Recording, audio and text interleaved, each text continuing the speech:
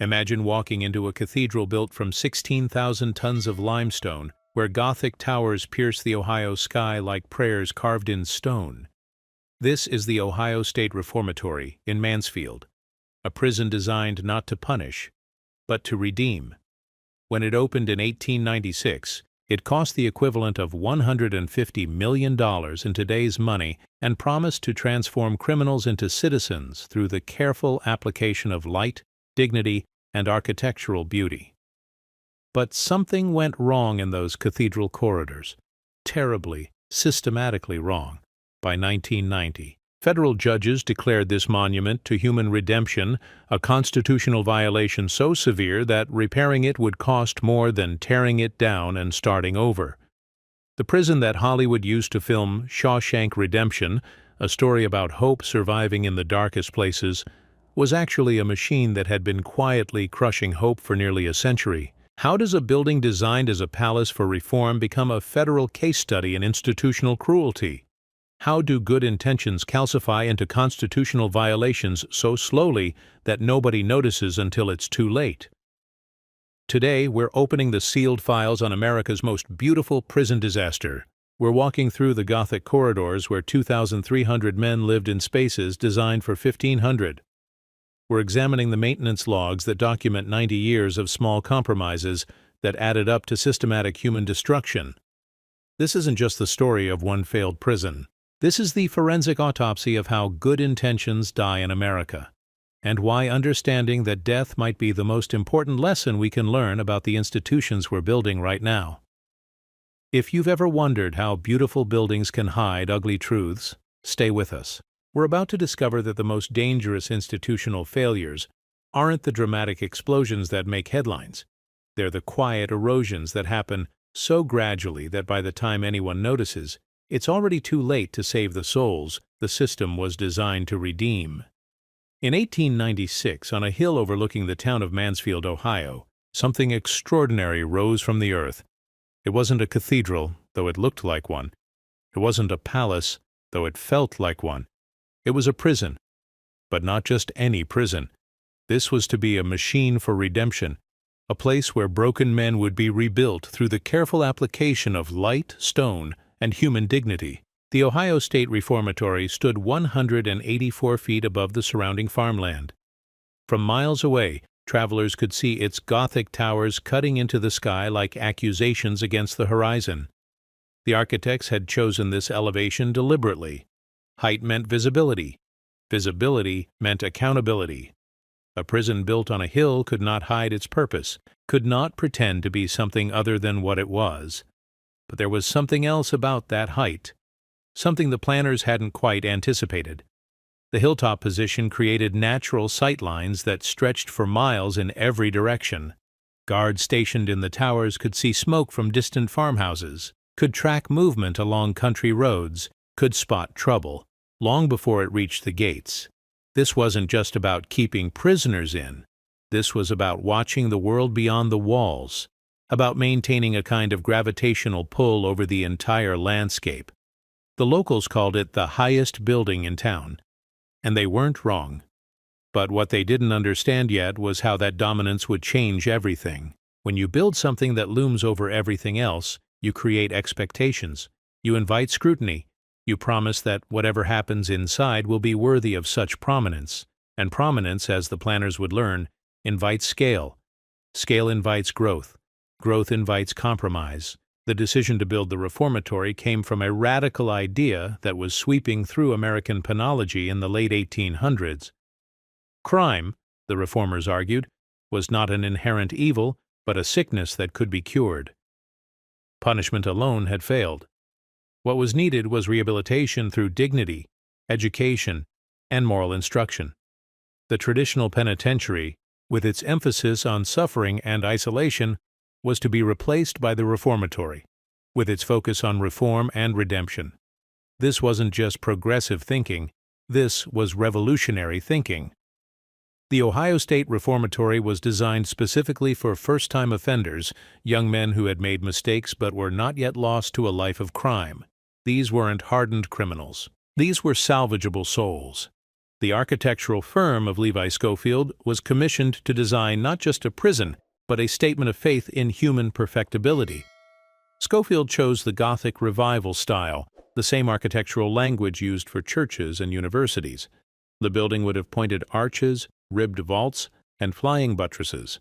It would have towers that reached toward heaven and windows that let in rivers of light. The message was clear. This was to be a cathedral of reform, a place where the darkness in men's souls would be illuminated and transformed. But cathedrals are built for worship, not for mathematics. And the mathematics of prison operation were about to become very important indeed.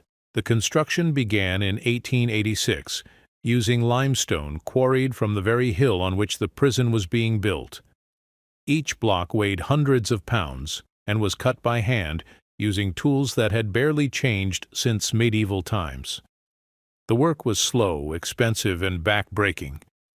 To offset the ballooning costs, the state made a decision that seemed practical at the time.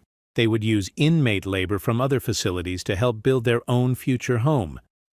Prisoners hauled stone, mixed mortar, and raised walls under the supervision of skilled masons.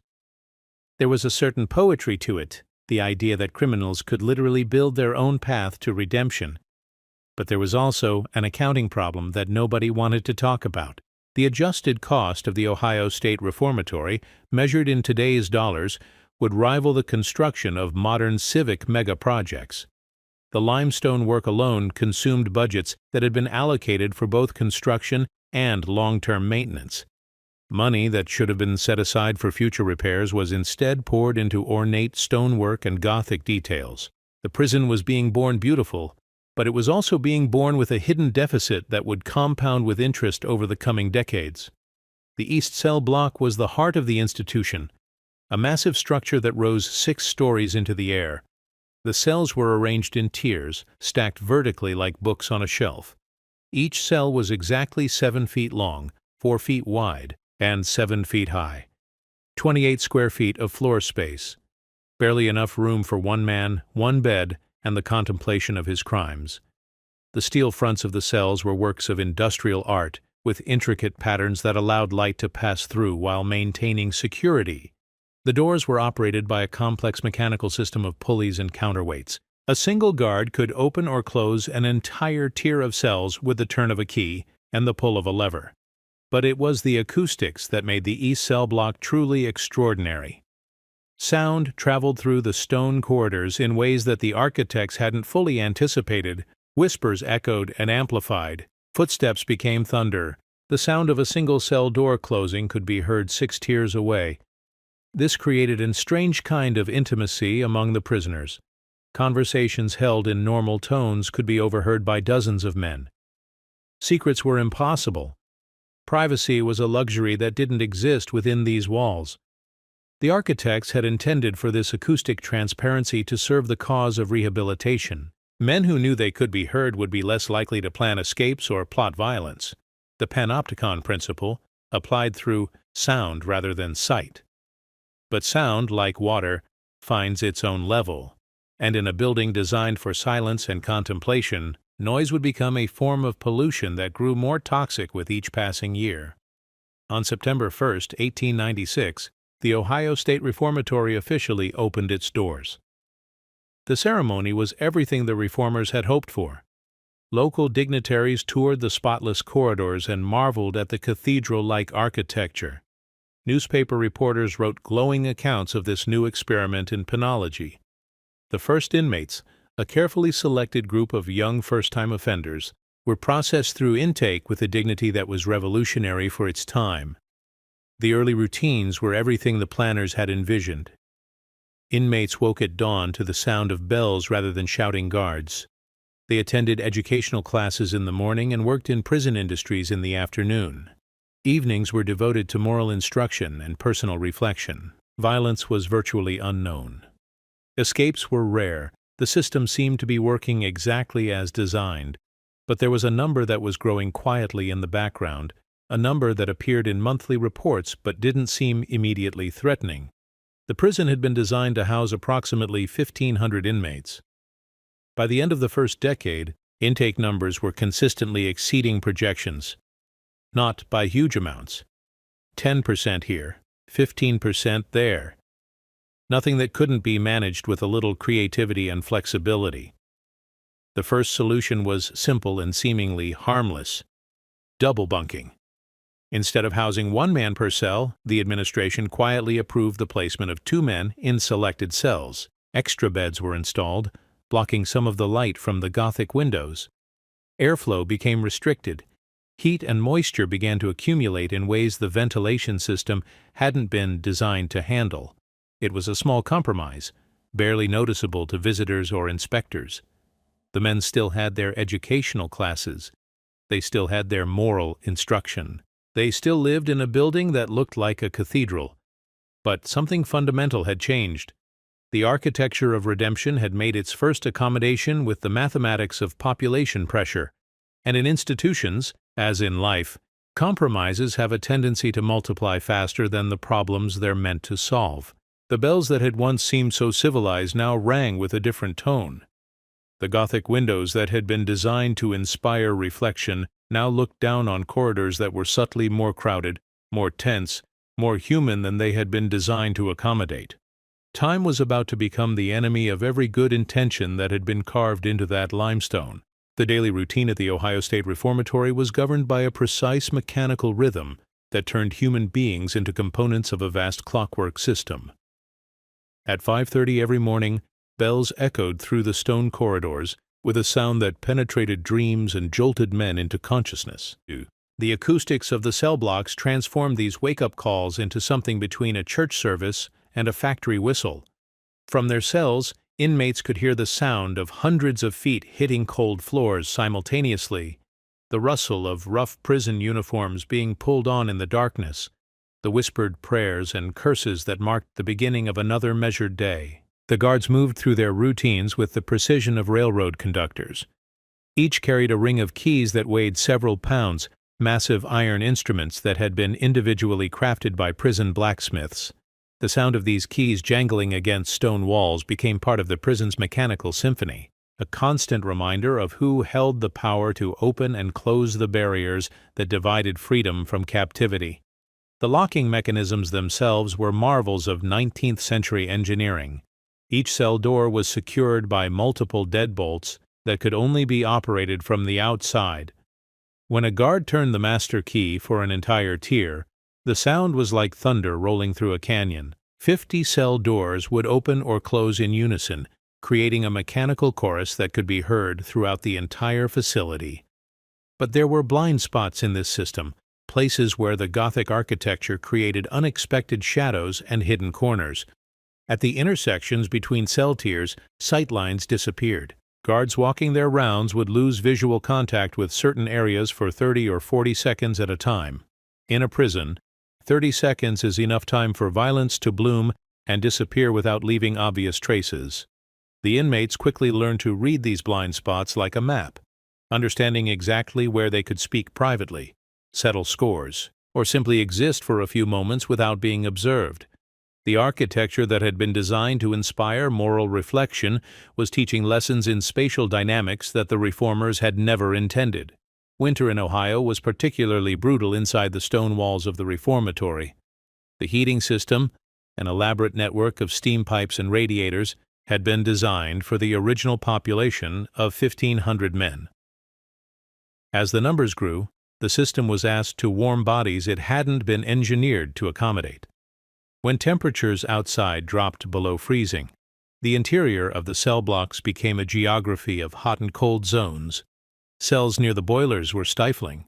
Cells at the far ends of the tiers were barely above freezing. Some inmates woke to find ice crystals formed on the inside of their cell windows, their breath visible in the air as they tried to sleep.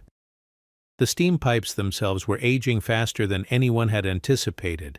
The constant expansion and contraction caused by heating and cooling cycles created hairline cracks that gradually widened into leaks. Condensation dripped from the ceilings onto the heads of sleeping prisoners. The smell of rust began to mix with the other odors that accumulated in the poorly ventilated cell blocks. Inmates developed their own survival strategies, They stuffed cracks in their cell walls with paper torn from books and letters. They wrapped themselves in extra blankets that had been smuggled from the laundry. They slept in shifts so that body heat from multiple occupants could warm cells that the heating system couldn't reach. But these adaptations created new dangers. Paper stuffed into wall cracks became kindling. Extra blankets became fire hazards. The improvised heating methods that kept men from freezing also increased the risk that the entire cell block could go up in flames. The irony was lost on no one who understood the situation.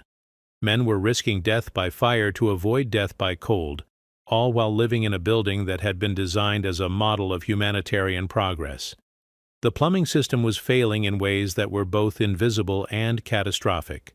The network of pipes that carried waste away from the cell blocks had been installed using the best practices of the 1880s. But best practices from the 1880s were proving inadequate for the population pressures of the 1900s. Sewage lines that had been sized for 1,500 men were now handling waste from over 2,000. The pipes, made of cast iron and clay, began to crack under the pressure. Joints loosened, seals failed. Raw sewage began to leak into spaces where it had never been intended to go. In the kitchen areas, where food was prepared for the entire population, the smell of human waste began to mingle with the smell of cooking meals. Health inspectors would later document 17 separate instances where sewage had contaminated food preparation surfaces. But these inspections were still years in the future. For now, the leaks were just another unpleasant fact of life that inmates and staff learned to ignore. The maintenance logs from this period tell a story of constant patch repairs. Pipes were sealed with tar and wrapped with cloth.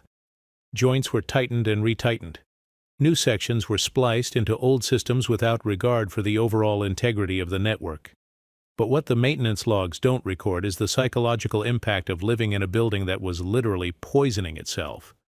The smell of sewage became so constant that men stopped noticing it. Guards requested transfers to outdoor duties. Visitors complained of nausea after tours of the facility. The building that had been designed to uplift the human spirit was slowly drowning in its own waste. By 1910, the Ohio State Reformatory was housing over 2,300 inmates in a facility that had been designed for 1,500. The mathematics of overcrowding had reached a point where they could no longer be disguised by creative scheduling or efficient management. Cells that had been built for solitary reflection now housed 3 men each. One slept on the original bed.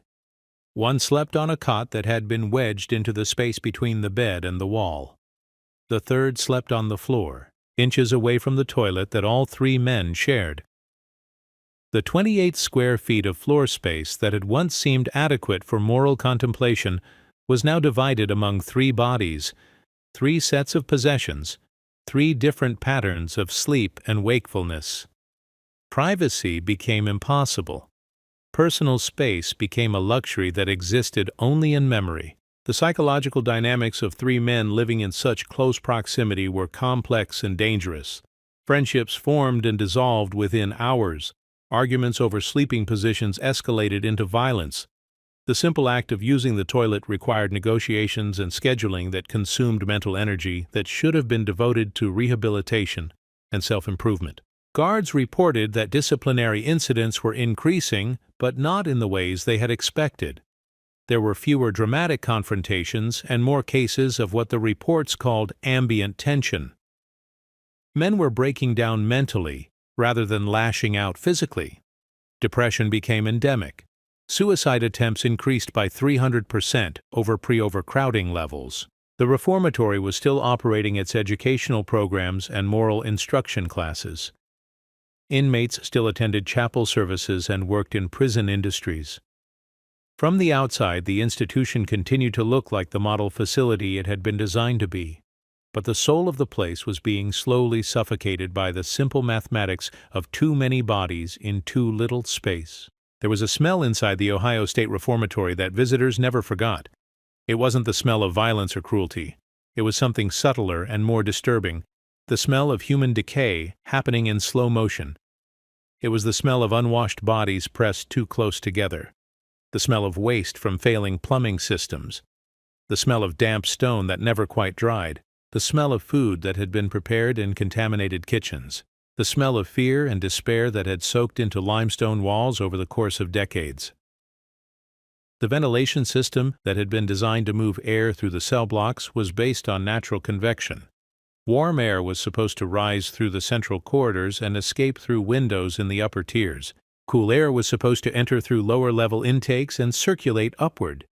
But the system had been designed for a specific number of bodies producing a specific amount of heat and humidity. With more than double the intended population, the air circulation patterns broke down completely. Humid air stagnated in pockets throughout the building. Fresh air couldn't penetrate the lower tiers. The smell of human habitation accumulated like sediment in a pond. Guards who worked in the facility developed their own coping mechanisms. They requested assignments to outdoor duties whenever possible. They took frequent breaks in areas with windows that could be opened. Some carried small bottles of cologne or aftershave to mask the odors that clung to their uniforms. But for the inmates, there was no escape. They ate their meals surrounded by this smell. They slept in air thick with the exhalations of too many lungs. They woke each morning to the same mixture of human waste, unwashed bodies, and institutional decay. Years later, when federal inspectors toured the facility, they would use phrases like atmosphere of despair and environmental degradation in their reports. But these clinical terms couldn't capture the simple horror of being trapped in a building that smelled like slow death. By 1915, attorneys were beginning to take notice of the conditions inside the Ohio State Reformatory, not because of any dramatic incident or shocking revelation, but because of the quiet accumulation of complaints that had been building for years. Inmates wrote letters to family members describing cells that were freezing in winter and stifling in summer.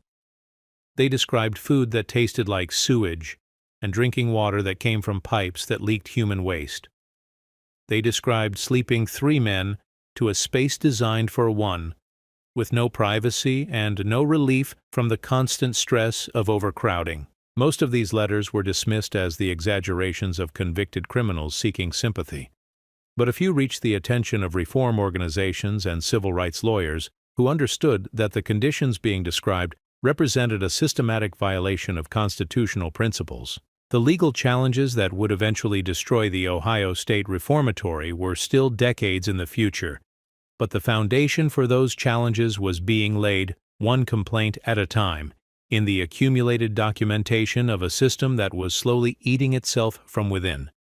The prison that had been built as a cathedral of reform was becoming a monument to the failure of good intentions. The beautiful Gothic architecture remained unchanged.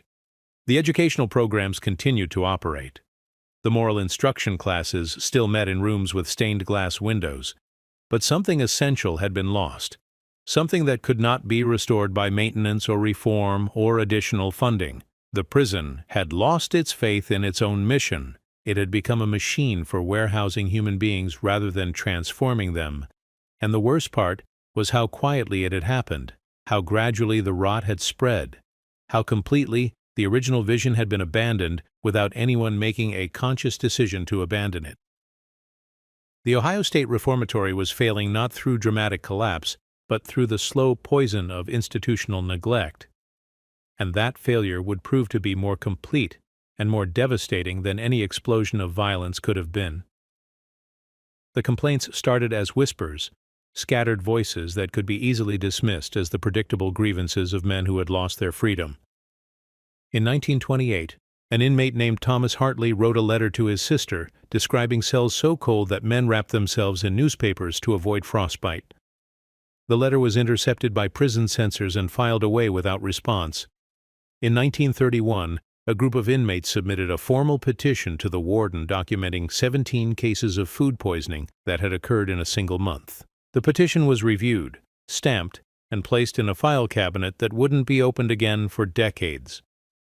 By 1935, the trickle of complaints had become a steady stream.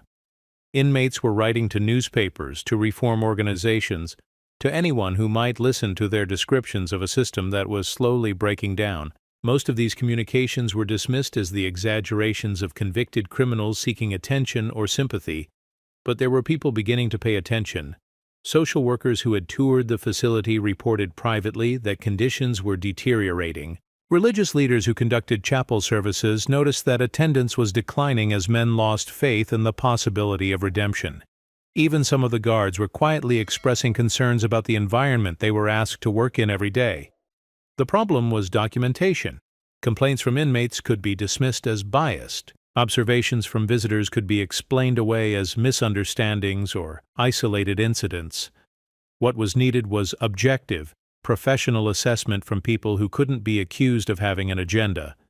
That assessment was coming, but it would take another decade of accumulated suffering before anyone in authority was ready to listen. In 1942, the first formal inspection of the Ohio State Reformatory was conducted by the State Bureau of Corrections. The inspectors arrived expecting to review routine administrative procedures and perhaps identify minor areas for improvement. Instead, they found themselves documenting a catalog of institutional failure that read like an inventory of human misery. The ceiling stains, they observed, weren't just aesthetic problems. They were evidence of roof leaks that had been causing electrical hazards for years. Water dripping from damaged ceilings had created pools on cell block floors that froze in winter, creating slip hazards that had resulted in dozens of injuries. The rusted pipes they documented weren't just unsightly. They were actively contaminating the water supply with iron oxide and bacterial growth. The brown water that came from cell block taps wasn't just unappetizing. It was potentially dangerous, carrying diseases that were spreading through the population faster than they could be treated. The broken radiators they cataloged weren't just comfort issues. They were creating temperature differentials throughout the facility that were affecting the health and mental state of everyone inside. Cells that stayed below 50 degrees for months at a time were creating respiratory problems that were overwhelming the prison's medical facilities. But perhaps most damning was what the inspectors observed about the population dynamics. The overcrowding had reached levels that violated every standard of humane treatment that existed at the time. Men were living in conditions that wouldn't have been acceptable for livestock, let alone human beings who were supposedly being prepared for return to society. The inspection report that emerged from this visit was classified and filed away without public release. But copies found their way to reform organizations and civil rights lawyers who recognized that they had found the documentation they needed to challenge the system in court. The legal machinery that would eventually shut down the Ohio State Reformatory was beginning to turn, slowly and inexorably, like the massive mechanical locks that had once been the pride of the facility's engineering. The lawsuit that would ultimately destroy the Ohio State Reformatory was filed in 1978 by a coalition of civil rights organizations representing both current and former inmates. The case was assigned to federal judge Patricia Morrison, a jurist known for her careful attention to constitutional issues and her unwillingness to defer to institutional authority when individual rights were at stake. The evidence presented in Morrison v. Ohio State Reformatory was overwhelming in its scope and devastating in its detail.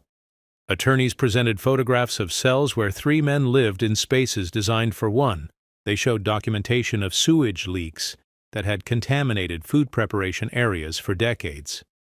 They presented medical records showing rates of respiratory disease, skin infections, and mental health problems that far exceeded normal population levels.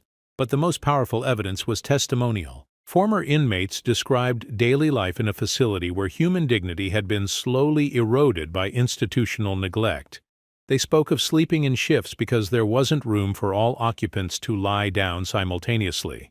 They described drinking water that tasted like rust, and eating food that had been prepared in areas contaminated by human waste. The state's defense was built around the argument that conditions, while perhaps not ideal, were necessitated by budget constraints and population pressures beyond their control. They argued that the facility was still operating its educational and rehabilitation programs, that violence levels were actually lower than in many maximum security institutions, that the Gothic architecture itself provided an uplifting environment that offset other concerns. But Judge Morrison was interested in constitutional standards, not administrative excuses. Her ruling, issued in 1988, was uncompromising in its language and devastating in its implications for the continued operation of the facility. The court found that conditions at the Ohio State Reformatory constituted cruel and unusual punishment under the Eighth Amendment to the Constitution. The overcrowding, the contaminated water supply, the inadequate heating, the sewage leaks, and the systematic denial of basic human dignity added up to a pattern of treatment that violated the most fundamental principles of civilized society. But Judge Morrison went further than simply declaring the conditions unconstitutional. She ordered specific remedies that would have required a complete reconstruction of the facility's infrastructure, new plumbing systems throughout the entire complex, heating and ventilation upgrades that would meet contemporary standards, electrical work that would bring the facility into compliance with modern safety codes. The engineering estimates for these improvements were staggering. Adjusted for inflation, the cost of bringing the Ohio State Reformatory into constitutional compliance would have exceeded $100 million. The price of tearing down the facility and building a new one from scratch would have been less expensive than attempting to rehabilitate the existing structure. The mathematics of the situation were inescapable. The beautiful Gothic architecture that had once been the pride of the reform movement had become a liability that the state could not afford to maintain. Economics had succeeded where decades of human suffering had failed. The Ohio State Reformatory was going to be closed, not because it was cruel, but because it was too expensive to repair. The process of transferring over 2,000 inmates to other facilities took 18 months and required a massive coordination effort involving correctional institutions across 3 states. Each transfer had to be individually evaluated to ensure that inmates were placed in facilities appropriate to their security level and rehabilitation needs. The logistics were staggering. Medical records had to be copied and forwarded. Educational program credits had to be transferred. Work assignments had to be coordinated with receiving facilities. Personal possessions had to be inventoried and shipped. But the human cost of these transfers was immeasurable. Men who had spent decades in the Gothic cell blocks of the reformatory were suddenly thrust into modern facilities with different routines, different populations, different cultures. Some had difficulty adapting to environments where the acoustics didn't carry whispered conversations from tier to tier. Others struggled with the efficiency of modern plumbing and heating systems after years of adapting to institutional decay. The guards and staff faced their own dislocations. Many had worked at the reformatory for their entire careers, developing expertise in managing the unique challenges of the aging facility. Some were offered positions at other institutions, but others faced layoffs or early retirement as the system contracted to accommodate the closure. The final day of operation at the Ohio State Reformatory was December 15, 1990. The last inmate transfer took place at 3:17 in the afternoon, as winter light faded through the Gothic windows that had once been intended to inspire moral reflection. When the final count was completed and the last cell door was locked open rather than closed, the reformatory contained no human beings for the first time since 1896. 94 years of human habitation had ended, leaving behind only echoes and the accumulated evidence of institutional failure. The silence that settled over the cell blocks that evening was different from any quiet the building had ever known. For nearly a century, there had always been the sound of breathing, of whispered conversations, of men moving restlessly in their sleep. Now there was only the sound of wind moving through corridors that no longer contained the hopes and fears of human beings.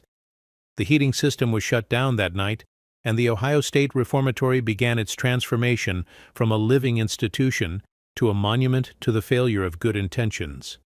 Within months of the closure, nature began the process of reclaiming the Ohio State Reformatory. Without heat to maintain stable temperatures, freeze-thaw cycles began attacking the stonework with renewed ferocity. Ice formed in cracks between limestone blocks, expanding with enough force to shift stones that had been precisely fitted by 19th-century craftsmen. The roof, which had been leaking for decades, began failing catastrophically without regular maintenance. Water cascaded through the upper levels of the cell blocks, creating waterfalls where inmates had once lived.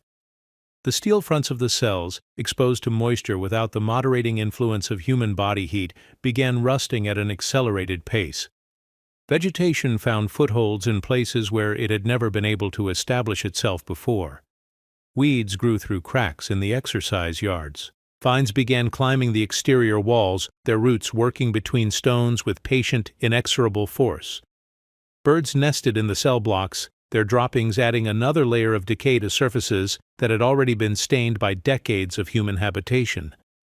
The transformation was both beautiful and terrible.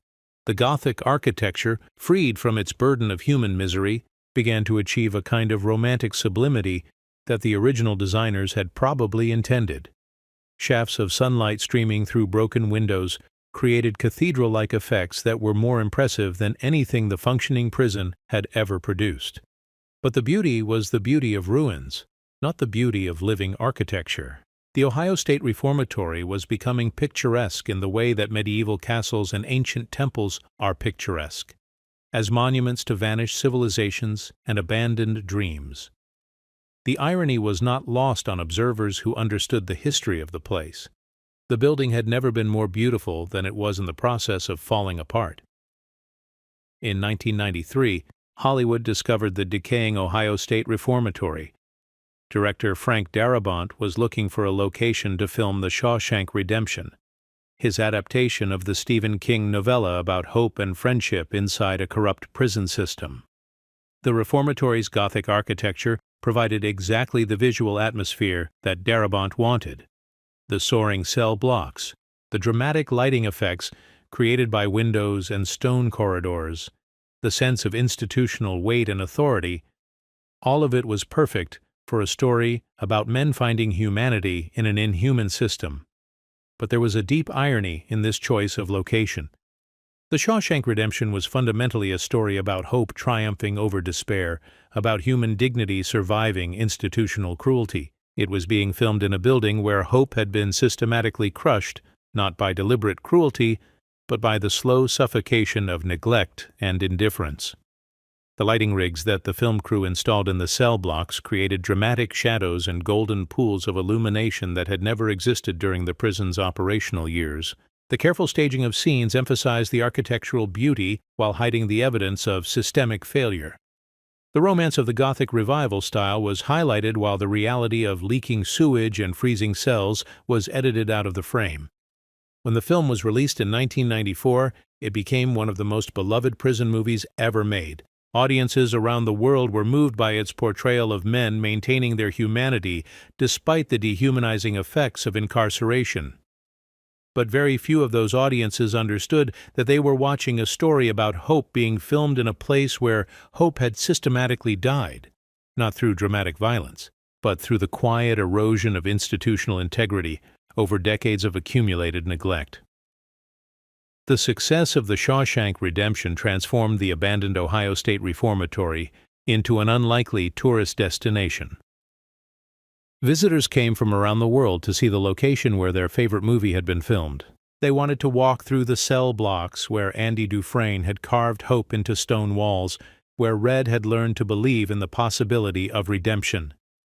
Tour guides led groups through corridors that had once echoed with the whispers of desperate men, pointing out filming locations and architectural details. Visitors admired the Gothic stonework and marveled at the dramatic lighting effects created by sunlight streaming through arched windows. But the tours focused on Hollywood magic, rather than historical reality.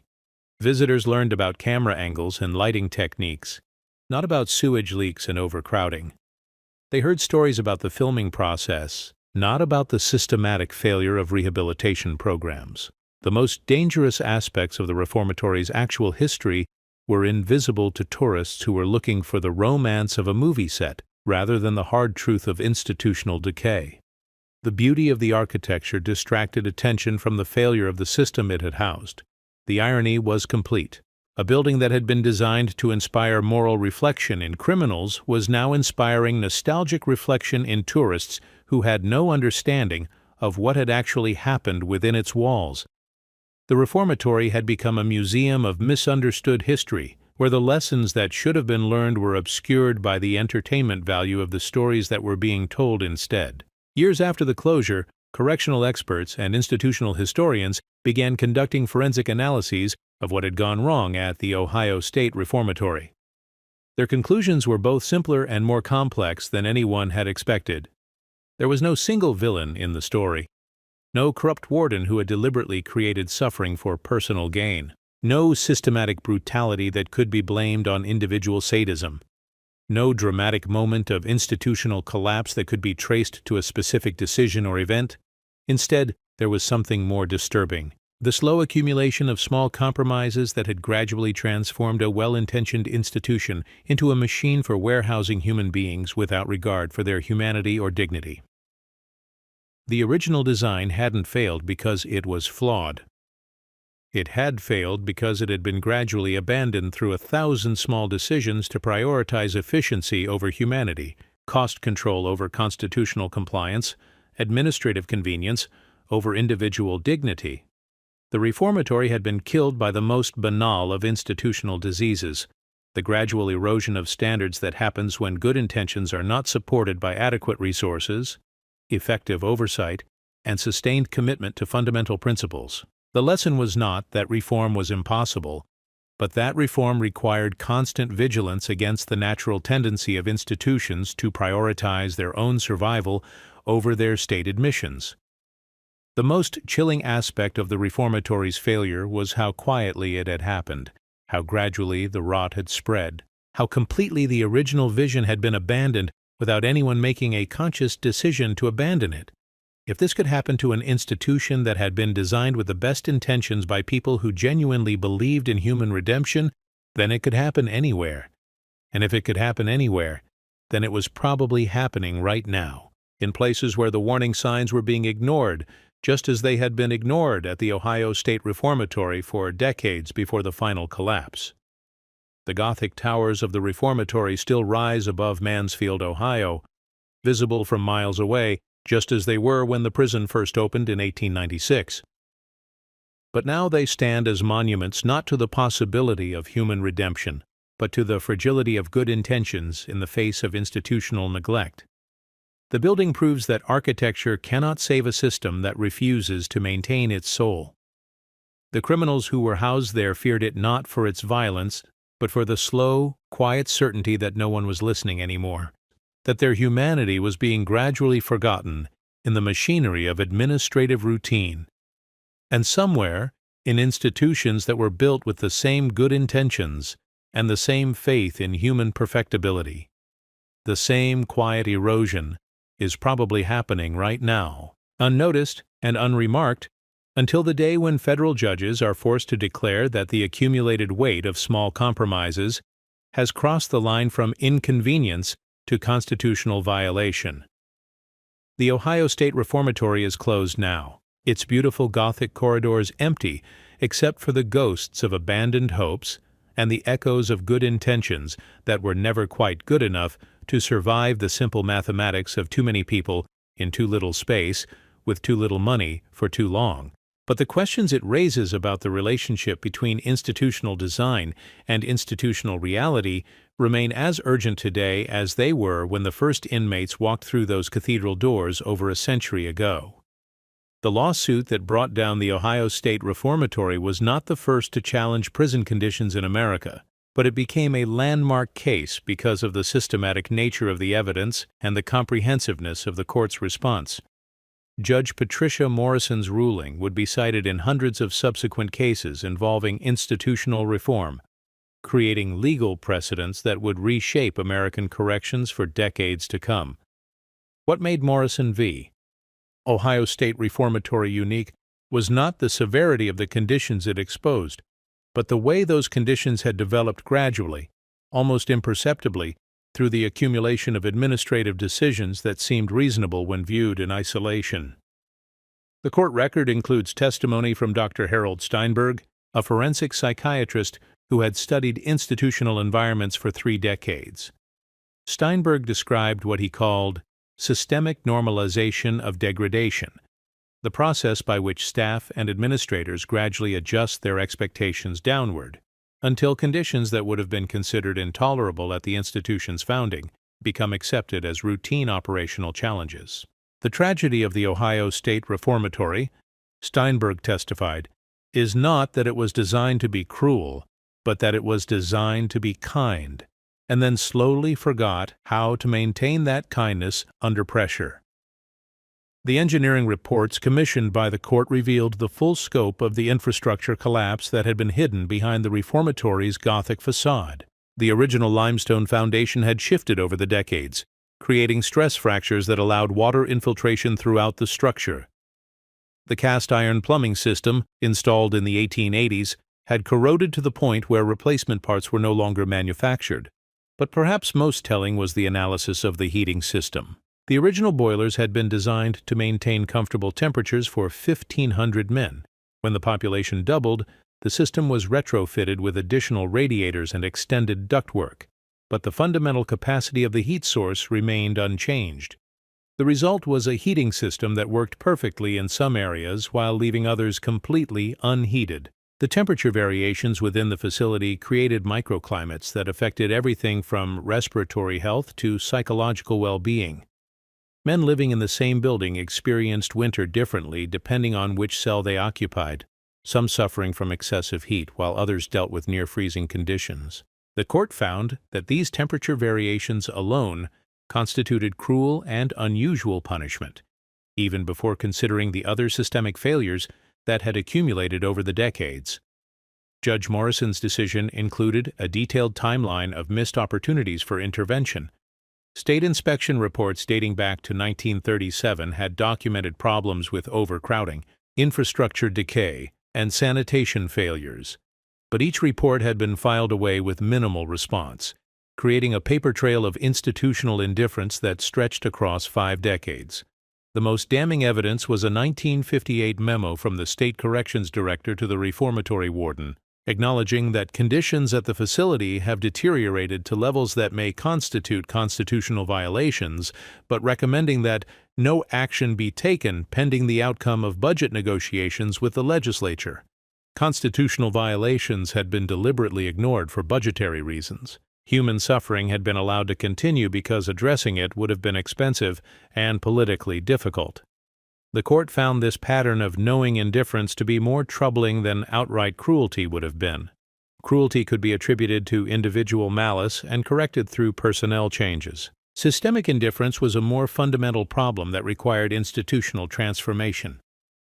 When Judge Morrison ordered the closure of the Ohio State Reformatory, she included language that would become famous in constitutional law. A society that builds institutions designed to redeem human souls bears a special responsibility to ensure that those institutions do not slowly consume the souls they were meant to save. The economic analysis presented to the court revealed the true cost of institutional neglect. The deferred maintenance that had accumulated over decades would have required an investment equivalent to building 3 new medium-security prisons. The infrastructure upgrades needed to meet constitutional standards would have consumed the entire state corrections budget for 2 years.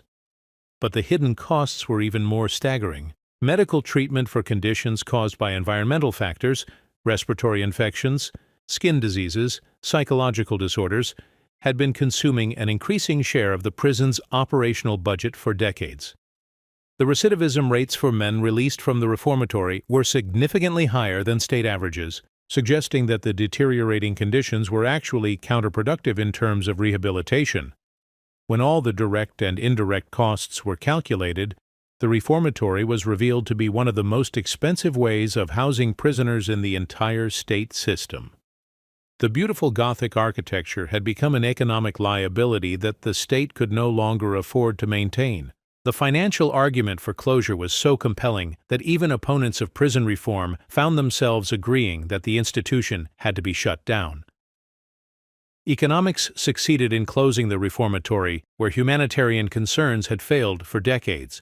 The process of actually closing the Ohio State Reformatory required unprecedented coordination between state agencies, federal courts, and receiving institutions across multiple states.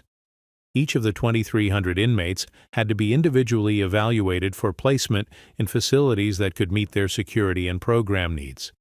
The classification process revealed disturbing patterns that had been hidden by the reformatory's overcrowding.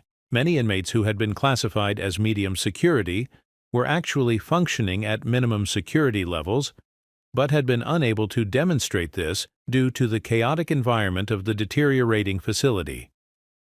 Others who needed specialized medical or psychological treatment had been warehoused in general population because the reformatory lacked adequate diagnostic capabilities. The transfer process became, in effect, the most comprehensive assessment of the reformatory's population that had ever been conducted. For the first time in decades, each individual was evaluated as a person with specific needs rather than as a unit to be housed in whatever space was available. The results were sobering. Nearly 40% of the inmates were found to be inappropriately classified, either as higher security risks than they actually represented or as lower risks than their history suggested. The overcrowding and chaos at the reformatory had made it impossible to conduct the kind of individualized assessment that effective corrections requires. Many of the inmates who were transferred to properly functioning facilities showed immediate improvements in behavior, health, and program participation. They had been deteriorating not because they were inherently unredeemable, but because they were trapped in an environment that was gradually destroying everyone it contained. The transfers took 18 months to complete, during which the reformatory operated at gradually reduced capacity. As the population declined, the remaining inmates found themselves living in a building that felt increasingly empty and abandoned. The acoustic properties that had once carried conversations between tiers now amplified the sounds of emptiness, footsteps echoing in corridors where hundreds of men had once lived. For many of the long-term inmates, leaving the reformatory was traumatic, despite the obvious improvements in living conditions that transfer would bring. They had adapted to the unique rhythms and challenges of the aging institution, developing survival skills that might not be relevant in modern facilities. Some inmates requested permission to remain until the very end, preferring the familiar misery of the reformatory to the uncertainty of transfer to unknown institutions. Their requests were denied, but their reluctance to leave illustrated how completely they had been shaped by the environment that had slowly crushed their spirits over the years. The final inmate transfer took place on a gray December afternoon in 1990. The last man to leave was James Morrison, a 64-year-old lifer who had spent 37 years in the reformatory. He had entered as a young man convicted of armed robbery and was leaving as an elderly man whose entire adult life had been shaped by the gradual decay of the institution that had housed him. Morrison paused at the main gate and looked back at the Gothic towers that had dominated his view of the sky for nearly 4 decades. When asked by a reporter what he would miss about the reformatory, his answer was simple. "Nothing, but it's the only home I remember." That evening, for the first time since 1896, there were no human beings sleeping in the Ohio State Reformatory. The heating system was shut down, and the building began its transition from a living institution to a monument to institutional failure. The silence that settled over the empty cell blocks was profound, in a way that no one who hadn't lived there could fully understand. For nearly a century, the Gothic corridors had echoed with human sounds, conversations, arguments, prayers, and the quiet desperation of men trying to maintain their sanity in an environment that was slowly grinding them down. Now there was only the sound of wind moving through stone passages that would never again contain human dreams or human suffering. Within days of the closure, the first signs of accelerated decay became visible. Without the moderating influence of human body heat, the interior temperature began fluctuating wildly with changes in outside weather. The thermal shock caused additional cracks to appear in limestone walls that had already been weakened by decades of deferred maintenance. Water damage that had been held in check by constant human activity began spreading unchecked through the building. Leaks that had been manageable nuisances when inmates were present to report them became cascading failures that threatened the structural integrity of entire sections. The steel cell fronts, no longer protected by the warmth of human habitation, began rusting at an accelerated rate. The intricate metalwork that had once been the pride of 19th-century craftsmanship was being consumed by oxidation that spread like a metallic cancer through the cell blocks. But there was also something beautiful about the decay process. Shafts of sunlight streaming through damaged windows created lighting effects of extraordinary drama. Vegetation growing through cracks in the stonework added touches of green life to the monochromatic gray of institutional architecture. The reformatory was achieving in abandonment a kind of romantic sublimity that it had never possessed during its years of operation. The Gothic Revival architecture was finally free to be appreciated as pure aesthetic experience, uncontaminated by the human suffering it had contained. Photographers and artists began visiting the site, drawn by the powerful visual contrasts between architectural ambition and natural decay. Their images would help establish the reformatory's new identity as a ruin rather than a failed institution. But the beauty of the ruins was also a kind of erasure. The aesthetic appreciation of the decaying architecture distracted attention from the human costs of the institutional failure it represented. The reformatory was becoming picturesque in a way that obscured rather than illuminated the lessons of its history. In 1993, when Hollywood came to film The Shawshank Redemption at the abandoned reformatory, the transformation was complete. The building that had once housed human misery became a movie set dedicated to creating an uplifting story about hope and redemption. The irony was almost too perfect to be believed. A story about maintaining humanity in the face of institutional oppression was being filmed in a place where humanity had been systematically eroded, not by deliberate cruelty, but by institutional indifference. Director Frank Darabont was attracted to the reformatory precisely because of its Gothic grandeur. The soaring cell blocks and cathedral-like architecture provided the visual metaphors he needed for a story about spiritual transcendence in a physical prison. But Darabont and his crew had to work carefully to hide the evidence of the building's actual history. The sewage stains had to be covered. The rusted cell fronts had to be cleaned and repainted. The broken windows had to be either repaired or strategically lit to hide the damage. The film that resulted was one of the most beloved prison movies ever made, but it presented a romanticized vision of incarceration that bore little resemblance to the reality of what had happened in those same spaces during the reformatory's operational years. Movie audiences around the world were moved by scenes of inmates finding friendship, purpose, and hope within the Gothic walls. But those same walls had witnessed the slow suffocation of hope for thousands of real men whose stories would never be told with the same cinematic beauty. The success of The Shawshank Redemption ensured that the reformatory would be remembered not for its systematic failure to fulfill its mission, but for its role in creating an inspiring fictional narrative about the power of human resilience. The real history of the place was being erased by its Hollywood history, and the lessons that should have been learned were being obscured by the entertainment value of the story being projected onto its ruins. Following the success of The Shawshank Redemption, the abandoned reformatory became an official tourist attraction. Guided tours were established that took visitors through the cell blocks and common areas where the film had been shot. Gift shops sold movie memorabilia and postcards featuring scenes from the production. The transformation from failed prison to tourist destination was remarkably successful from an economic standpoint. The reformatory generated more revenue as a movie location and tourist attraction than it had ever saved the state as a correctional facility. But the tours focused almost exclusively on the Hollywood connection rather than the actual history of the institution.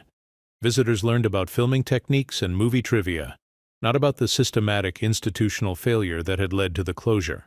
The most telling example was the handling of the notorious Hole, a series of basement cells that had been used for solitary confinement during the prison's operational years. These cells, barely large enough for a man to lie down, had been sites of particular suffering during the overcrowding crisis. During the movie filming, the Hole had been cleaned up and made more photogenic. On the tourist tours, it was presented as an example of old-fashioned prison discipline, rather than a site where human beings had been broken by isolation and neglect. The guides mentioned that the Hole was not very comfortable, but failed to explain that men had been confined there for months at a time in conditions that would later be ruled to constitute torture under international law. The real history was being sanitized for tourist consumption, transformed into entertainment that obscured rather than illuminated the human costs of institutional failure. Visitors left the reformatory with fond memories of their connection to a beloved movie, but with no understanding of the systematic indifference to human dignity that the building actually represented. The reformatory had succeeded in achieving fame and generating revenue, but it had failed once again in its educational mission, this time failing to teach the public about the importance of maintaining institutional accountability and constitutional compliance. Years after the closure, correctional policy experts began conducting systematic analysis of what had gone wrong at the Ohio State Reformatory. Their findings would influence prison reform efforts across the country, but the lessons learned came too late for the thousands of men whose lives had been damaged by the slow collapse of institutional integrity. Dr. Sarah Martinez, a criminologist at Ohio State University, spent 5 years studying the reformatory's institutional culture during its final decades of operation. Her research revealed patterns of administrative behavior that had systematically prioritized institutional survival over individual welfare. The tragedy, Martinez concluded, was not that the reformatory was designed to be cruel, but that it was designed to be humane, and then gradually lost the capacity to maintain its humanity under pressure. Martinez identified what she called the normalization of inadequacy, the process by which staff and administrators gradually lowered their standards until conditions that would have been considered intolerable at the institution's founding became accepted as routine operational challenges. This normalization happened through thousands of small decisions that seemed reasonable when viewed in isolation: accepting slightly more inmates than the facility was designed for, deferring maintenance projects for one more budget cycle, allowing program cutbacks that seemed temporary but became permanent. Each individual decision could be justified by immediate, practical concerns, but the cumulative effect was the gradual abandonment of the institution's fundamental mission, without anyone making a conscious decision to abandon it. Martinez's research showed that institutional decay follows predictable patterns that can be identified and interrupted if administrators have the will and resources to act. But intervention requires acknowledging problems at a stage when they are still manageable, rather than waiting until they become constitutional crises. The reformatory's failure could have been prevented at multiple points if state officials had been willing to invest in maintenance and reform rather than simply managing decline. But such intervention would have required political courage and financial commitment at moments when the problems seemed manageable and therefore ignorable. The lesson of the Ohio State Reformatory was not that institutional reform is impossible, but that it requires constant vigilance against the natural tendency of bureaucracies to prioritize short-term survival over long-term mission fulfillment. But this lesson was being learned by policy experts and academic researchers, not by the general public whose understanding of the reformatory was increasingly shaped by its Hollywood image rather than its historical reality. The building itself continues to stand on its hill overlooking Mansfield, its Gothic towers still visible from miles away, just as they were when the prison opened in 1896. But the meaning of those towers has been completely transformed. Where they once symbolized society's faith in the possibility of human redemption, they now stand as monuments to the fragility of good intentions and the ease with which noble purposes can be corrupted by institutional neglect. The reformatory proves that beautiful architecture cannot save a system that refuses to maintain its soul, that good intentions are not self-sustaining, and that institutions designed to protect human dignity require constant effort and resources to fulfill their purpose. The men who were confined there feared it not for its violence, which was actually quite rare, but for the slow, quiet certainty that their humanity was being gradually forgotten in the machinery of administrative routine. And the most disturbing aspect of the reformatory's story is how ordinary its failure was. There was no dramatic moment of collapse, no shocking revelation of systematic abuse, no villain whose removal could have solved the problems. There was only the gradual erosion of standards that happens when good people make reasonable compromises under pressure, until the accumulated weight of those compromises transforms an institution designed to redeem into a machine that quietly destroys whatever it touches. The Ohio State Reformatory closed in 1990, but the forces that killed it, budget pressures, political indifference, administrative expedience, and public apathy, continue to operate in correctional institutions across the country. The question that haunts anyone who understands the reformatory's history is not whether such institutional collapse can happen again, but where it is happening right now, unnoticed and unremarked, in places where the warning signs are being ignored, just as they were ignored in Ohio for decades before the final reckoning came. The decades following the closure of the Ohio State Reformatory saw the rise of what correctional experts began calling the new penology, a movement toward super-maximum security facilities designed to warehouse inmates with unprecedented efficiency. These modern institutions represented everything the reformatory's original designers had sought to avoid: the complete abandonment of rehabilitation in favor of pure containment. The irony was profound. The failure of the reformatory, which had been built on principles of human dignity and moral improvement, was being used to justify the construction of facilities that explicitly rejected those principles in favor of technological control and administrative convenience. At ADX Florence in Colorado, the federal government's most secure prison, inmates lived in concrete cells with slot windows that revealed only a small patch of sky. Human contact was minimal. Programming was virtually non-existent. The facility was designed not to reform criminals but to disappear them from society as completely as possible while keeping them technically alive. The contrast with the reformatory's Gothic grandeur could not have been more stark. Where 19th-century architects had sought to inspire moral reflection through cathedral-like spaces filled with natural light, late 20th-century designers created sensory deprivation environments that eliminated virtually all human stimulation. But the new supermax prisons suffered from their own forms of institutional failure. Suicide rates were astronomical. Mental illness became endemic among inmates subjected to prolonged isolation. Guards reported psychological stress from working in environments designed to minimize human interaction. The pendulum had swung from naive optimism about human perfectibility to cynical pessimism about human nature. Neither extreme proved sustainable when subjected to the realities of long-term institutional operation.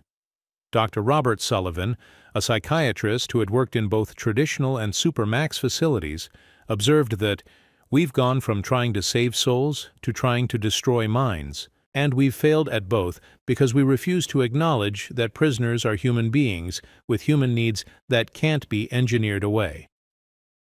The reformatory's failure had taught important lessons about the limits of architectural determinism, but those lessons were being misapplied in ways that created new forms of institutional cruelty that were more systematic and deliberate than anything that had existed in the 19th century. Meanwhile, the abandoned reformatory itself was undergoing its own transformation into something that neither its original designers nor its critics could have anticipated. The success of the Shawshank Redemption had made it a pilgrimage site for movie fans from around the world, but it was also becoming a case study for historians and policy experts trying to understand how well-intentioned institutions could fail so completely. The Mansfield Reformatory Preservation Society, founded in 1995, began offering educational tours that focused on the actual history of the institution rather than its Hollywood connections. These tours attracted a different kind of visitor: criminologists, social workers, policymakers, and students who wanted to understand the institutional dynamics that had led to the facility's closure.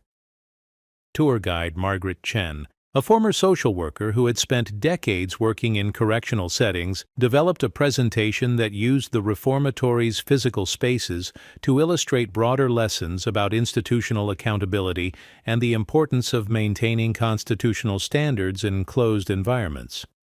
When you stand in these cells, Chen would tell visitors, you're not just looking at movie history.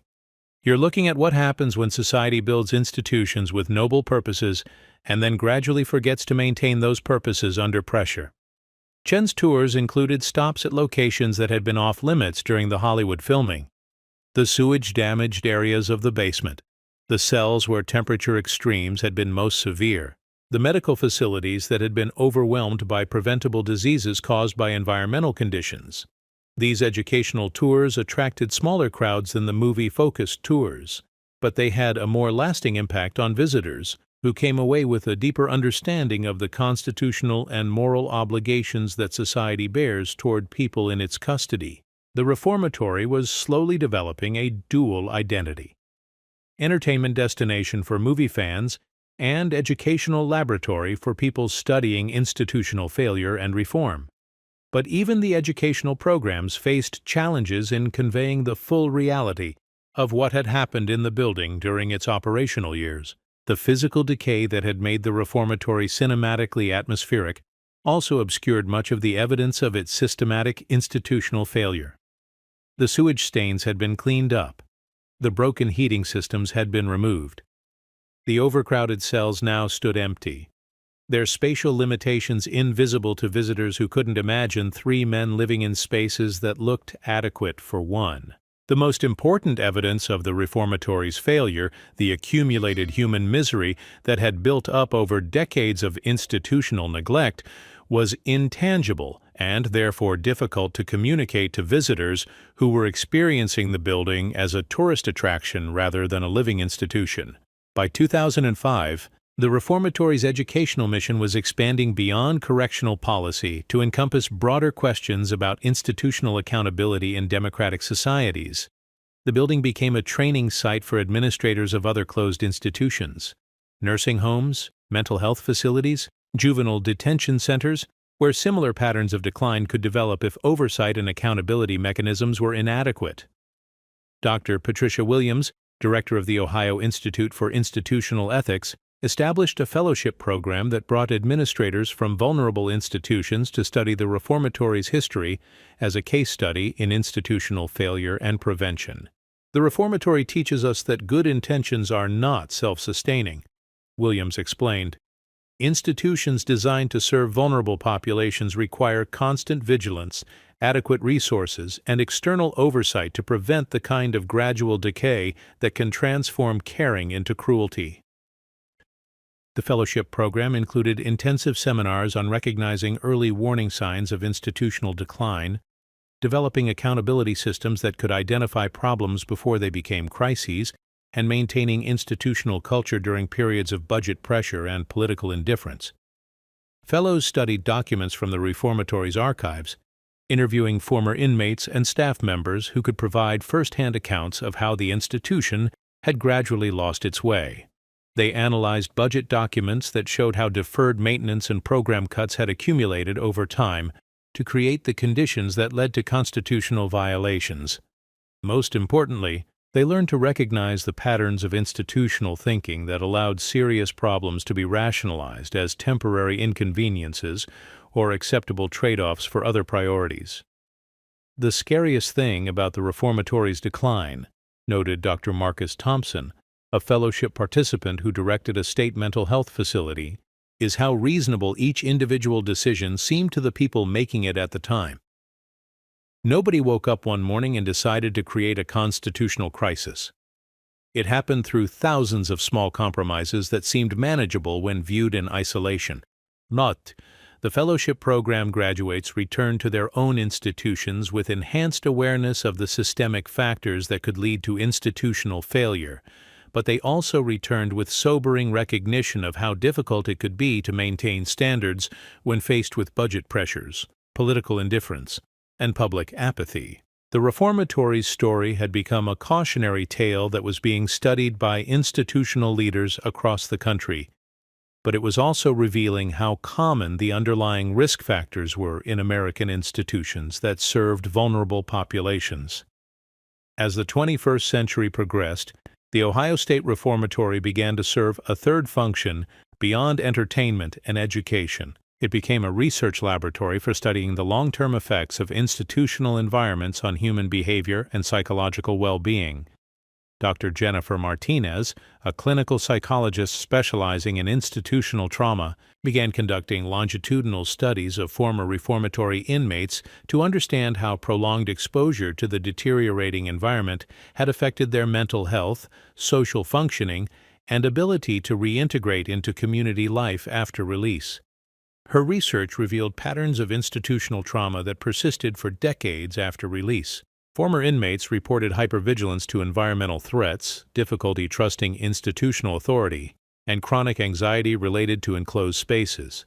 Many had developed respiratory problems that could be traced to years of exposure to poor air quality in the overcrowded cell blocks. But Martinez's most significant finding was the prevalence of what she termed learned institutional helplessness, a psychological adaptation to environmental powerlessness that made it difficult for former inmates to advocate for themselves or seek help when needed in community settings. These men learned to survive in an environment where individual agency was not just discouraged, but actually dangerous, Martinez explained. That survival strategy served them well inside the reformatory, but it became a liability when they tried to function in settings where self-advocacy and help-seeking were necessary for success. The research had implications far beyond correctional policy. It provided evidence that institutional environments could create lasting psychological changes that affected people's ability to function effectively in democratic society long after their period of confinement had ended. Martinez's work contributed to a growing body of research suggesting that the design and operation of correctional institutions had public health implications that extended far beyond the immediate goals of punishment and incapacitation. Society was not just warehousing criminals. It was creating lasting psychological changes that affected the capacity of former inmates to function as productive community members after release.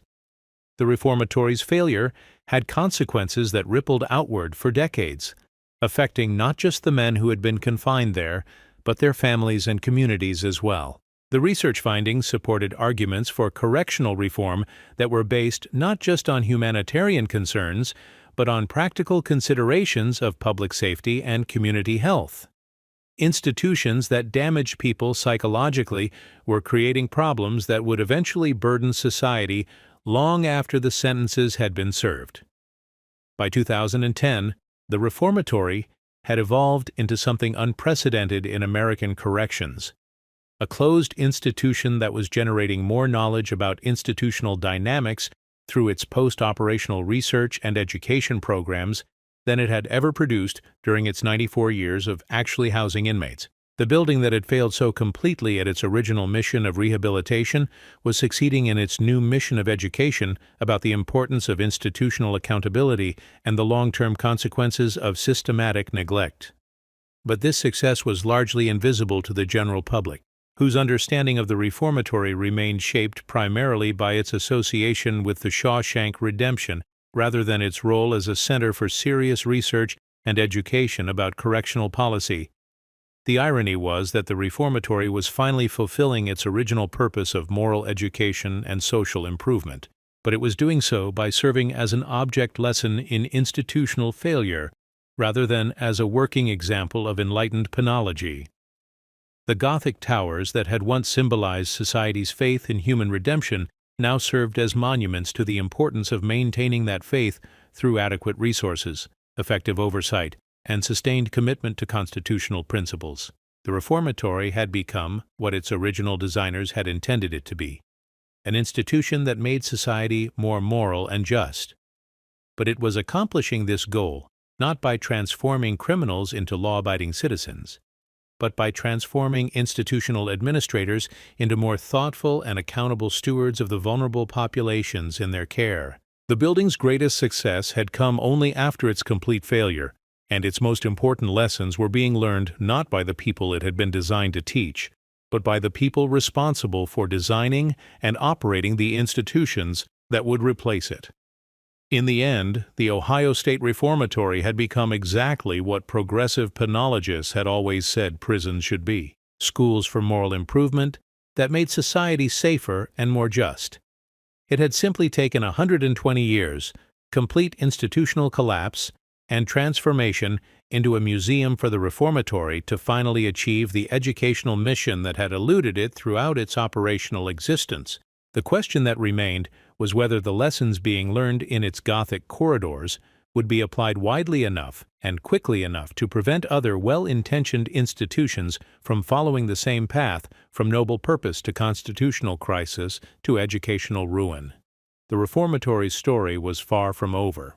As long as society continued to build institutions designed to serve vulnerable populations, the lessons embodied in its limestone walls would remain relevant to administrators, policymakers, and citizens who understood that good intentions must be continuously renewed through adequate resources and constant vigilance. The building that had once housed the dreams and nightmares of thousands of men now housed the hopes and fears of a society still struggling to understand how to maintain human dignity within institutional walls.